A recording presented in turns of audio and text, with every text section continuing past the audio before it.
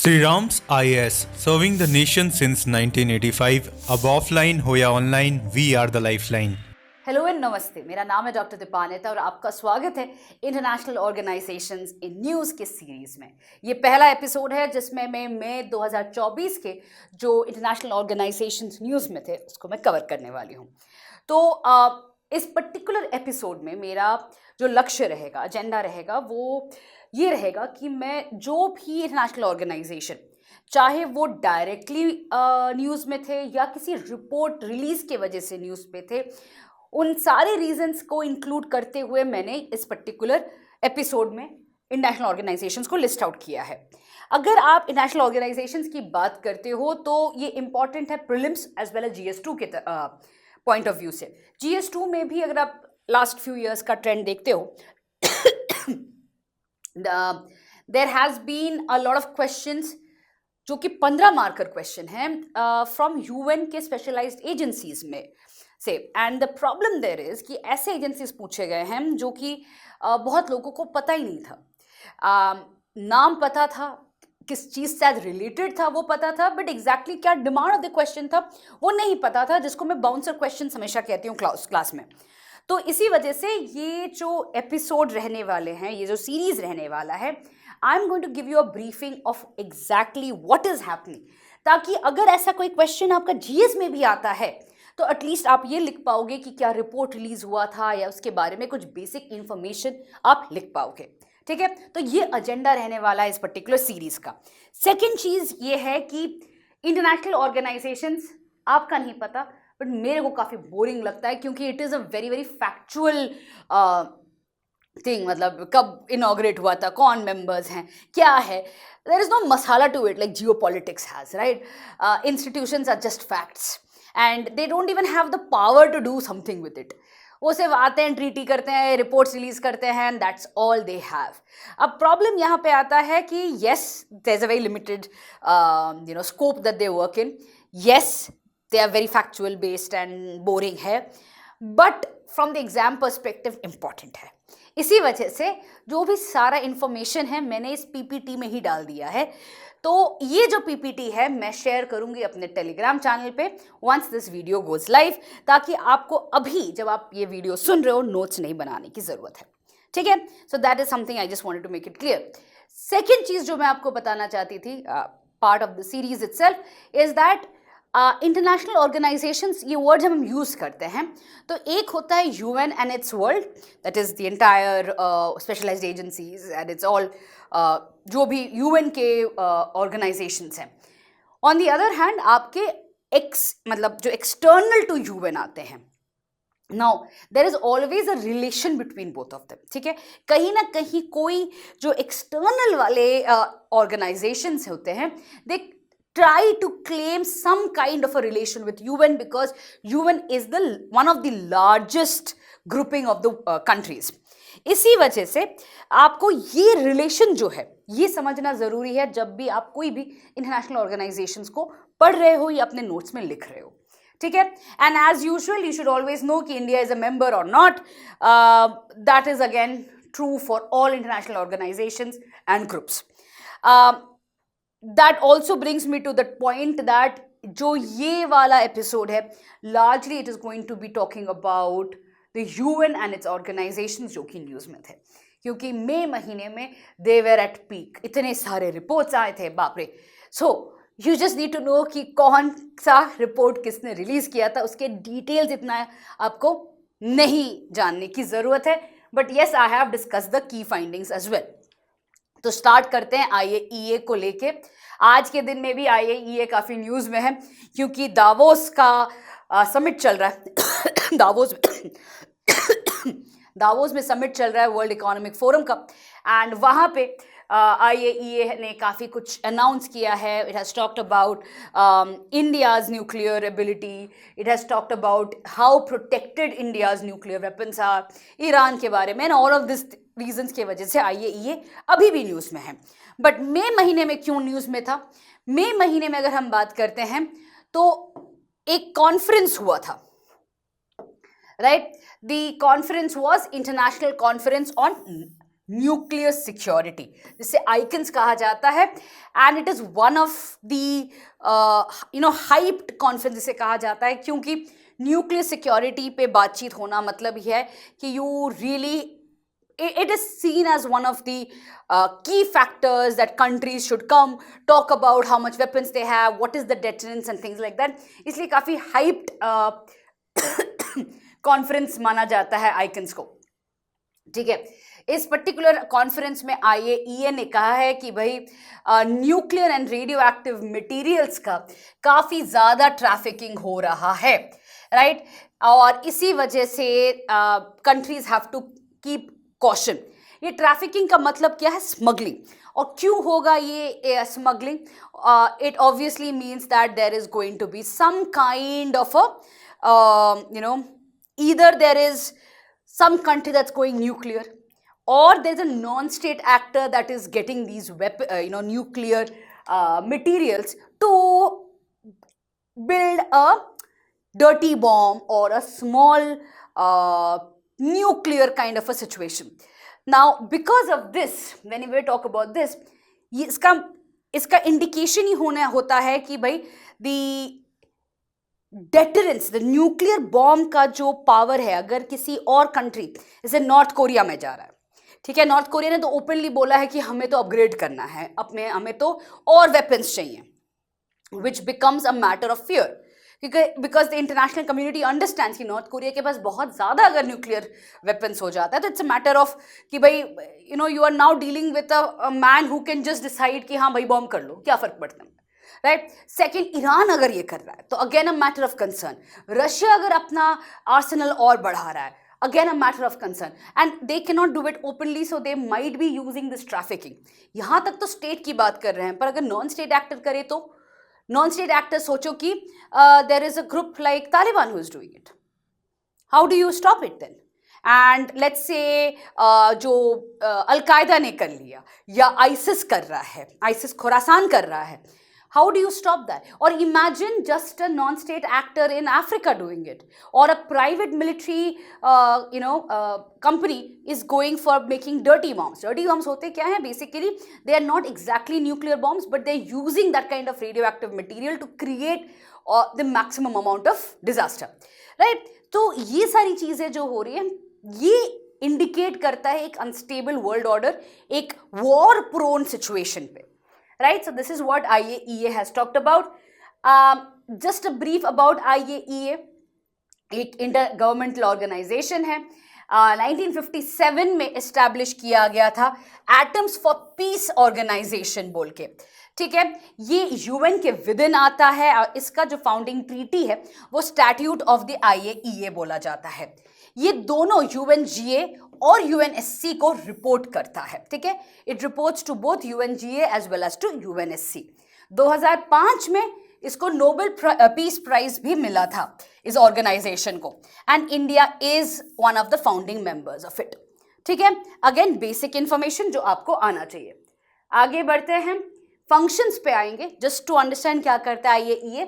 तो IAEA basically promote करता है safe, secure and peaceful use of nuclear technologies. Nuclear safeguards, basically nuclear safeguards क्या है कि कंट्री किस तरीके से अपना न्यूक्लियर जो वेपन्स हो गया, आर्सेनल्स हो गए, या आपका जो मटीरियल्स हो गए, किस तरीके से उसको प्रोटेक्ट करता है। तो हमारे इंडिया में हमने क्या किया है, we have divided our nuclear capability into civilian and military, ठीक है। ये हम जब US के साथ सिविल मिलिट्री डील साइन कर रहे थे उस समय पे हमने ये किया था। अब ये सिविलियन न्यूक्लियर जो हमारा कैपेसिटी या कैपेबिलिटी है, ये IAEA के सेफगार्ड्स को फॉलो करता है। ये IAEA को ओपन है to come and supervise and take a look at it.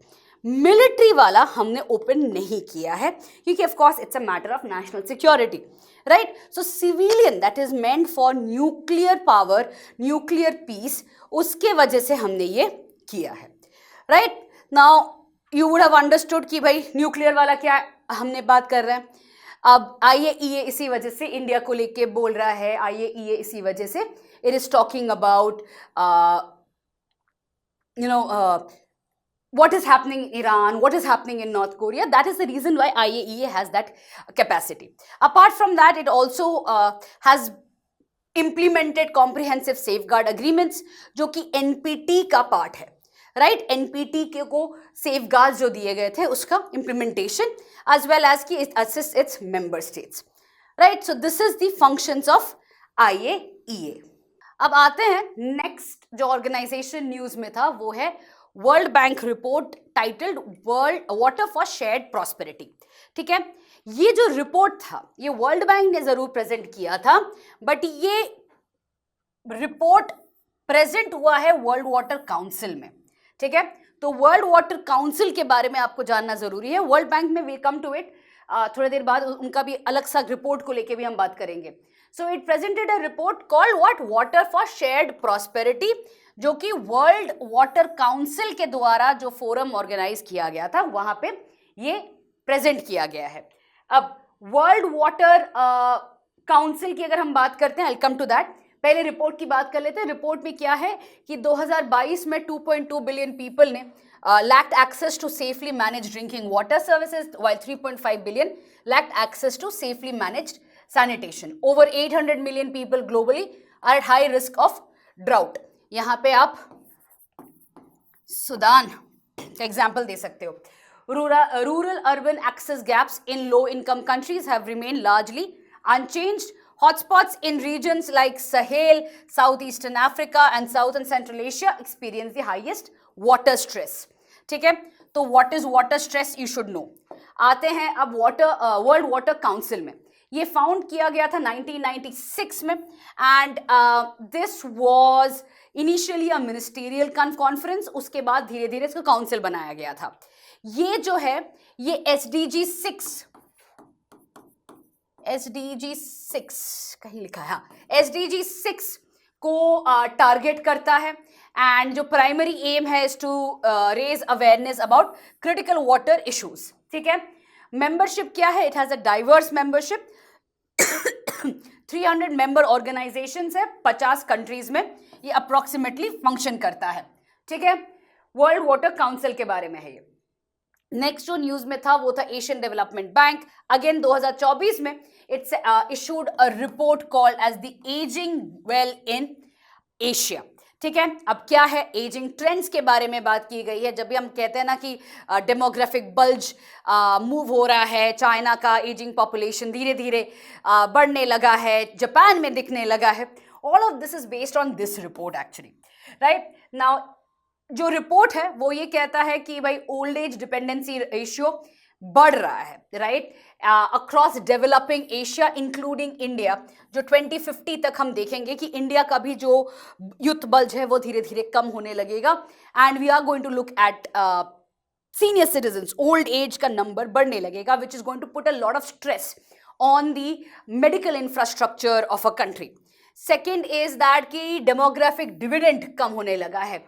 Again, India and Indonesia will still benefit, but तभी भी from other countries will not. तो significantly थोड़ा सा तो hit करने वाला है ये. Regional impact अगर बात करें तो this increase is anticipated not only for India but also for the broader region as per the analysis. Indian scenario का बोला गया है, India's old age dependency ratio slightly under 20% in 2022 is forecasted to surpass 30% by 2050. ठीक है, तो demographic shift तो है ही. And as I said, when we talk about the youth bulge ending, it has a significant impact not only on one sector, that is medical, वो तो है ही. उसके साथ साथ of course the taxation, number of people who are going to pay tax decrease हो जाता है. It becomes a burden on the innovation that we are talking about. उसमें भी एक प्रॉब्लम आने वाला है. एंड ऑलरेडी काफ़ी सारे न्यूज़पेपर आर्टिकल्स आने लगे हैं जहाँ पे you see a trend that fertility rate is definitely being affected, especially in DINK, the double income working couples, right? So इसी वजह से this report has a special emphasis. Apart from that, ADB की बात करें तो it's a regional development bank जो provide करता है loans 1966 में फॉर्मेशन है, हेडक्वार्टर्स मनीला फिलीपींस में है, members is 68 members including India, China and Pakistan. Objective is prosperous, inclusive, resilient and sustainable Asia. ठीक है. नेक्स्ट आते हैं हम इंटरपोल पे. मैं पहले इंटरपोल कभी नहीं पढ़ाती थी, बट जब से ये प्रीलिम्स में क्वेश्चन आने लगा है तब से मैंने इसको पढ़ाना भी शुरू कर दिया. राइट. तो इंटरपोल की हम बात करते हैं. इंडिया ने हाईलाइट किया है 19th इंटरपोल कॉन्फ्रेंस में कि there is an ongoing threat of online radicalisation. Right.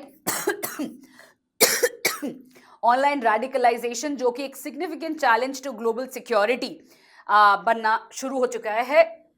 And now the problem with online radicalization is how you tackle it and how do you kind of govern the dark web is matter of concern. And with especially with AI developing at a faster pace, governance is now becoming a problem, especially of these radicalization elements or governance of the these avenues where radicalization is taking place. I'm not using the single word out here क्योंकि अगर हम बात करते हैं simple dark web या simple AI को लेके, there are far more interlinked avenues that are opening up.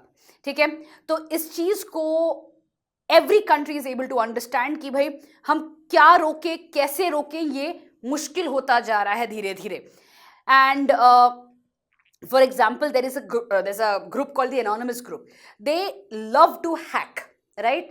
And they do it for sending a message to countries, to international organizations that they also have the power to do it. Now imagine that kind of a power going to a non-state actor which is doing radicalization.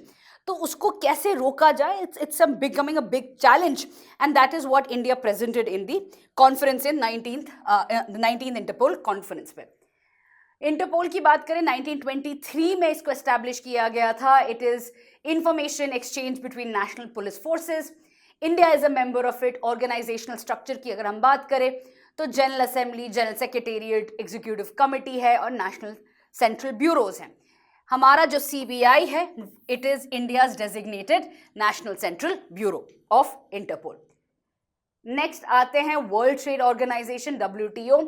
WTO marked the 30th anniversary of TRIPS, intellectual property rights का. TRIPS का 30th anniversary mark करता है. ना trips जो agreement है वो Marrakesh summit में it was agreed upon, and उसी के बाद आपका WTO भी फॉर्म होता है. ये गैट के लास्ट जो राउंड था उसके पास ये TRIPS was agreed upon. Right. तो that was there. TRIPS agreement की जैसे मैंने कहा था कि it was negotiated at the end of the Uruguay round of the GATT, and ये माराकेश अग्रीमेंट में मेन एनेक्सेस की तरह इसको ऐड किया गया था जो कि WTO को एस्टैब्लिश करता है. तो WTO का एक मेन पिलर माना जाता है ट्रिप्स को. It came into force in 1995 with India also joining it. Trips का जो काम है वो एडमिनिस्टर मॉनिटर करता है of intellectual property rights. Right. तो अब ये आपको पता ही है कि जब भी हम WTO की बात करते हैं इंटेलेक्चुअल प्रॉपर्टी राइट्स में डेवलप्ड और डेवलपिंग कंट्रीज के बीच में काफ़ी इश्यूज आ जाती हैं, because both of them have a different understanding of what is the minimum requirement for intellectual property rights के प्रोटेक्शन को लेके. Okay. Next we come to WTO. It's a global multilateral organisation. आप सभी को पता ही है, बहुत इंपॉर्टेंट टॉपिक है आपके सिलेबस के लिए. I always say that इसको IR में मत prepare करो, prepare it with when you are doing your economy वाला section, because this is a significant portion of your economy, and that is where you should know what is the dispute settlement mechanism. You should know what is happening out here. You should also know the problems that India and US had. About 7 problems were there between India and US जो कि WTO में raise किया गया था, जो last year जाके resolve होता है. समवेयर अराउंड जनवरी ये रिजॉल्व होते हैं ये सातों problems. But now with the coming back of President Trump there could be a possibility that ये सारे इश्यूज फिर से रेज हो जाए. Right. So that is there of WTO at present. It has 164 members and 23 observer governments. We come to the World Bank. Obviously तो करना ही होता है. वर्ल्ड बैंक ने एक रिपोर्ट रिलीज किया था, recipe for a liveable planet. And I find these names very interesting. Recipe for a liveable planet. Problem ये है कि क्लाइमेट चेंज को नहीं करोगे तो कौन सा प्लैनेट लिवेबल रहेगा, right? Stating that annual investments of 260 billion USD are necessary to cut agri-food emissions in half by 2030 and achieve net zero by 2050. ठीक है? So that is what the report talked about. So you should know agri-food emission. ये word आपको जानना चाहिए कि है क्या ये। ठीक है?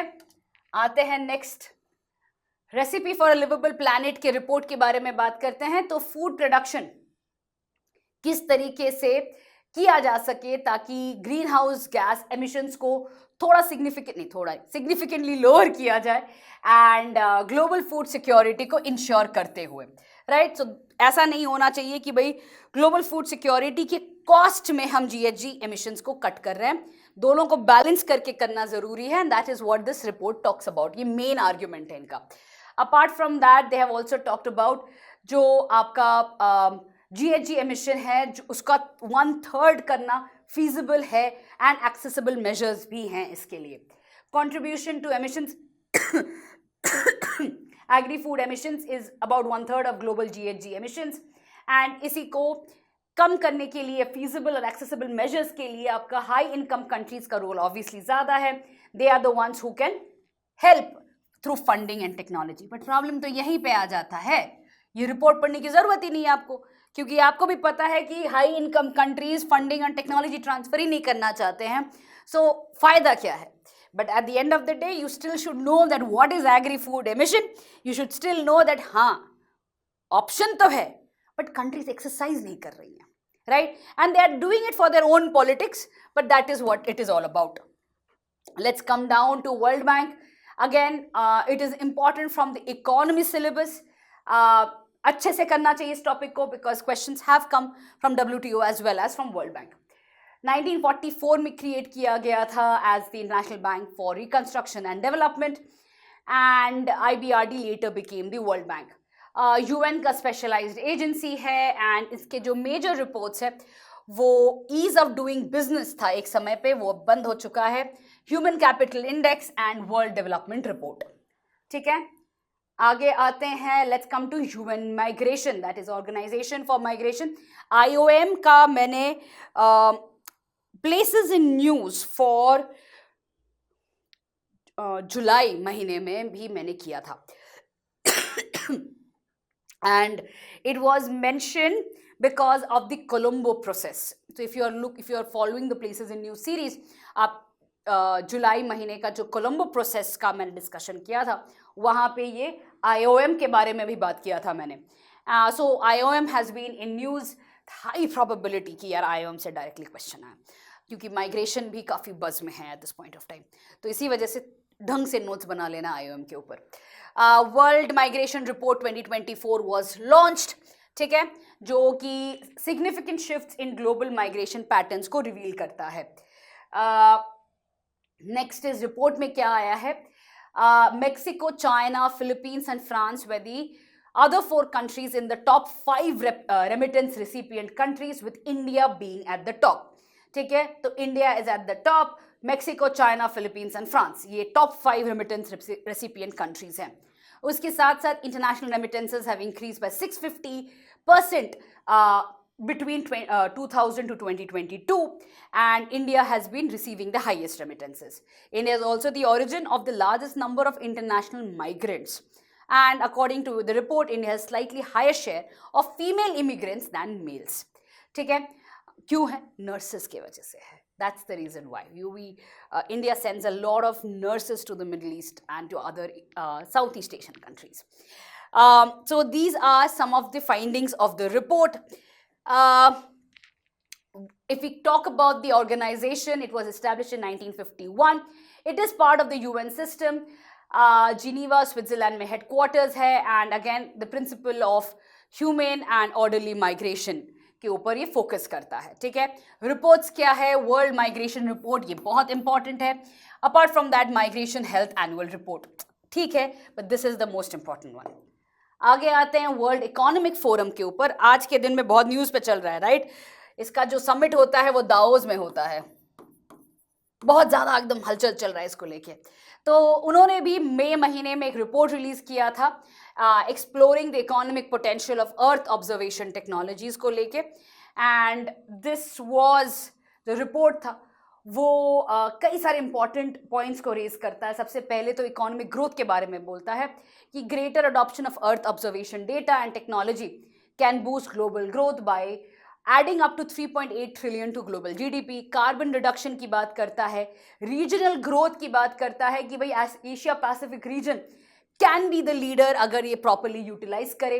एफिशिएंसी इन ऑपरेशंस की बात करता है, वैल्यू मैक्सिमाइजेशन की बात करता है, and all of this is something that it is given. The report basically gives it as a suggestion कि भाई इसको अगर आप करते हो, adoption of earth observation data and technology, what we see as a trend can be replaced. You can see the Asia Pacific region capturing the market trends far more than the other places. What is the World Economic Forum? It is an international organization जो कि Geneva Switzerland में based है. It originally focused on management, but उसके बाद economic and social issues में आ गया है. हर साल दावोस में meet करता है. Largely funded by its partnering corporations. Major reports की अगर हम बात करें, global competitiveness report है, global gender gap report है, energy transition index है, global risk report and global travel and tourism report. ठीक है, तो ये 4 major reports हैं of WEF.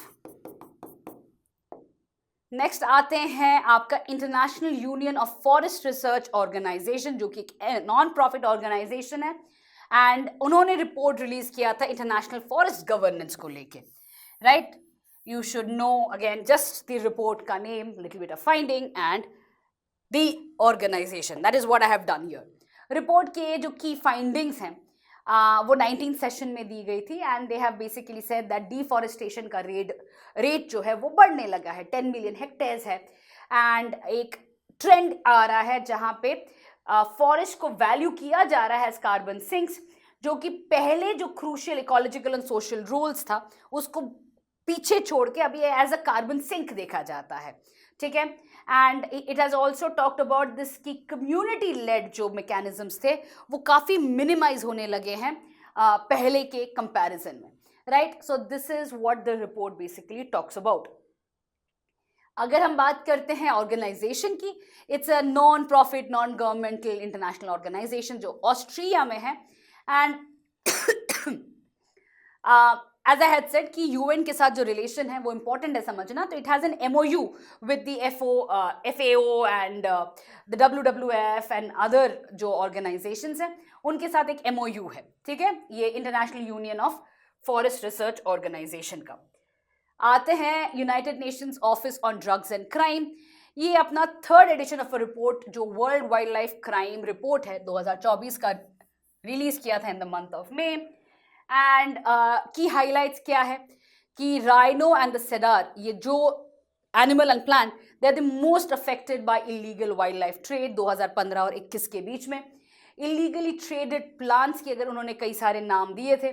Commodities in trade में coral pieces were the most trade numbers में देखा गया था. एंड SDG का जो गोल है वहाँ से हटने लगा है, which aims to stop illegal wildlife trafficking. वहाँ से काफ़ी it has kind of moved away, इसीलिए एक न्यू इंडिकेटर डाला गया है to track progress on this SDG. UNODC की बात करें तो 2002 में ये एस्टैब्लिश किया गया था, and it acts as the office for drug control and crime prevention, and it is basically, अगर मैं just from the perspective of GS2 की बात करूं तो UNODC का जो बेसिक काम रहता है वो बेसिकली आपका ड्रग ट्रैफिकिंग और ह्यूमन ट्रैफिकिंग की तरफ रहता है.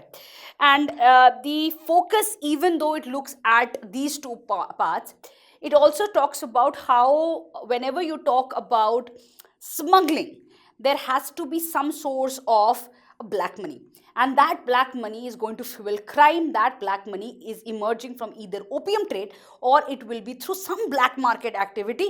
In this case, the report talks about this illegal animal and plant trade. ठीक है, so that is what the report focuses on. World Health Organization अभी आजकल फिर से न्यूज़ में है काफ़ी. जो न्यूज़ मई महीने में थी, it talked about that it pre qualified the new dengue vaccine जो कि डेवलप्ड है by Takeda. It's a live attenuated vaccine जो है TAK-003. ठीक है. Pre qualification assures vaccine quality for UN procurement. अब UN इसको प्रोक्योर कर सकता है and can then be used. WHO के बारे में अगर हम बात करें तो स्पेशलाइज्ड एजेंसी है. It promotes health, keeps the world safe and serve the vulnerable. High again probability, जो मुझे लगता है बिकॉज WHO न्यूज़ में है विथ US का विड्रॉल की वजह से there could be a question on WHO. ठीक है. So you should know about what is happening with WHO.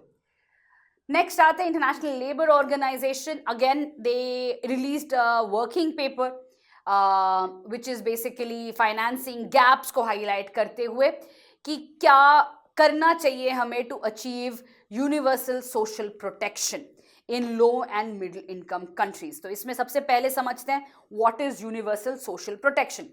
So universal social protection basically is a set of policies जो कि सोशल सिक्योरिटी देता है इंडिविजुअल्स को. ठीक है. तो इसमें क्या होता है, गारंटीज रहती हैं कि आपका हेल्थ केयर आपको एक्सेसिबल मिले, आपका इतना इनकम सिक्योरिटी रहे ओल्ड एज अनएम्प्लॉयमेंट में ताकि आपको हेल्थ केयर की चिंता ना करना पड़े. 5 की सोशल प्रोटेक्शन गारंटीज दी जाती हैं. चिल्ड्रन, सीवियर डिसेबिलिटीज लोगों के लिए, mothers of newborn, older people and unemployed के लिए. ठीक है. So this is what the universal social protection means. जो पेपर था, वर्किंग पेपर था, it has basically talked about the financing gap कि भाई the government is not doing enough across the 133 low and middle income countries, जहाँ पे ये नहीं दिख रहा है कि यूनिवर्सल सोशल प्रोटेक्शन दिया जा रहा है. इसके लिए गवर्नमेंट एक्सपेंडिचर को बढ़ाना पड़ेगा.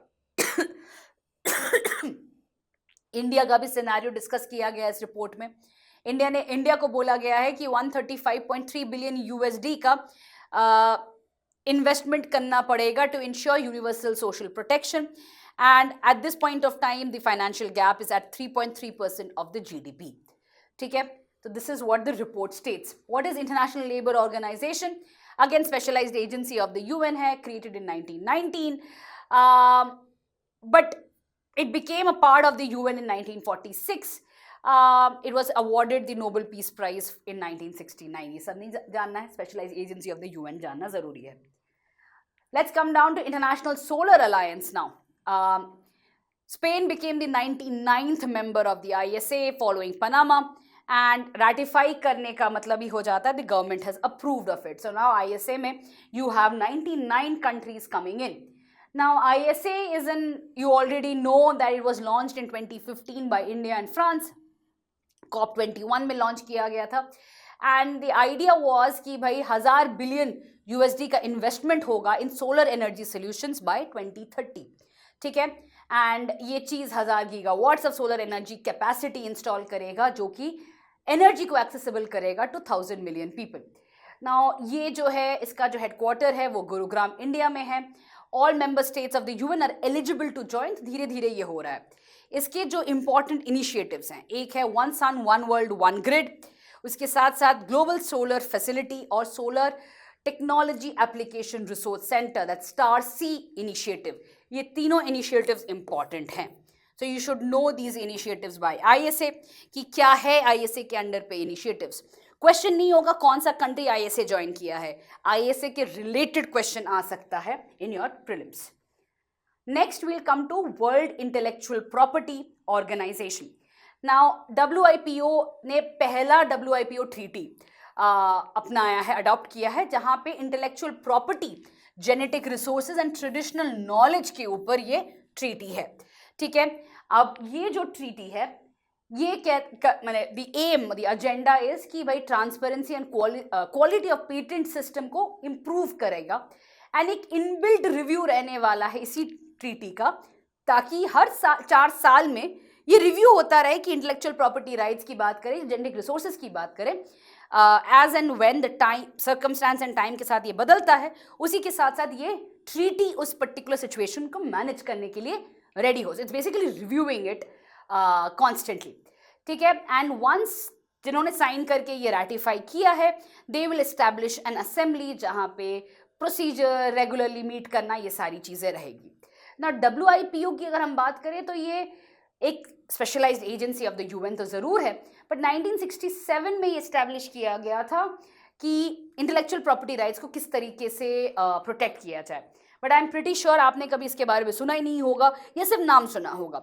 But again in the month of मे जब ये हो रहा था, it was basically an attempt कि भाई इंटेलेक्चुअल प्रॉपर्टी राइट्स को किस तरीके से डील किया जाए, ताकि एक अलग से असेंबली बना के, एक अलग से टॉक्स सेटल करके, एक समिट क्रिएट करके there could be more focus on this, because in most of the FTAs या most of the trade talks इसी चीज़ पे जाके ग्लोबल नॉर्थ और ग्लोबल साउथ कंट्रीज के बीच में रुकावट आती है। So that is what the assembly is supposed to resolve as part of the treaty. Okay, with this we are going to come to the end of this episode. I hope you have been able to follow. Again, questions के लिए I'm available on Telegram. What you really need to do is keep the facts very simple, keep the facts ready. ठीक है, कुछ जगह पे मैंने जैसे कहा है कि ये important है, मैंने इसलिए कहा है क्योंकि when I am preparing my notes, I am constantly seeing कि कौन सा बार बार रिपीट हो रहा है और कौन सा ऑर्गेनाइजेशन या प्लेस की अगर मैं बात कर रही हूँ इम्पैक्ट कर रहा है, कई सारे जगह पे डिस्कस किया जा रहा है। एंड इसी के बेसिस में मैं बार बार कह रही हूँ कि यार जब आप सुन रहे हो, इन दोनों पे ज़्यादा एम्फेसाइज करना, थोड़ा ज़्यादा गूगल कर लेना, ChatGPT जो भी यूज़ कर रहे हो, get the notes much more solidified, ताकि आंसर आप ज़्यादा लिख पाओ, you can have more points to write. चलिए इसी के साथ let me end today's session. I will see you in the next one. Till then, bye. Sri Ram's IAS, serving the nation since 1985. Ab offline, hoya online, we are the lifeline.